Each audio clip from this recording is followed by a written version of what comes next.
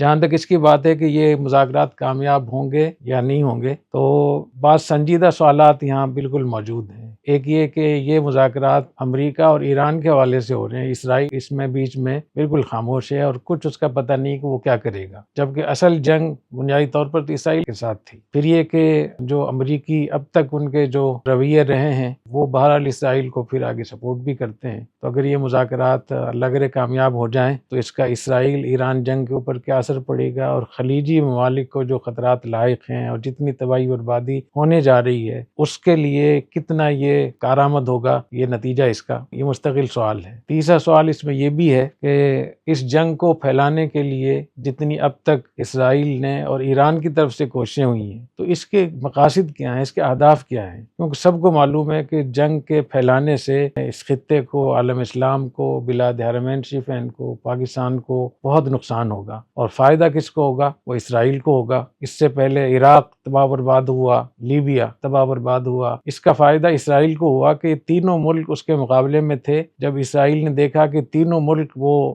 سقوط کر گئے ہیں، ختم ہو گئے ہیں، تو اس کے بعد انہوں نے غزہ پہ جو مظالم کیے ہیں، وحشیانہ مظالم، وہ سب کے سامنے ہیں۔ تو اگر یہ جنگ باقی رہتی ہے اور اسی جنگ کو آگے رکھا جاتا ہے تو پھر مزید اسرائیل مضبوط ہوگا، اور خطے میں جو دوسرے ممالک ہیں جن کے اندر قوت ہے یا قوت آ سکتی ہے ان کو وہ مزید کمزور ہوں گے۔ تو اس میں ایک بہت سنجیدہ ایک سوال بھی ہے اور سنجیدہ خدشہ بھی موجود ہے، واقعی حقیقی خدشہ موجود ہے کہ اس جنگ کو بڑھانے کے لیے کون کون سے ملک ہیں جو اس میں کردار ادا کر رہے ہیں۔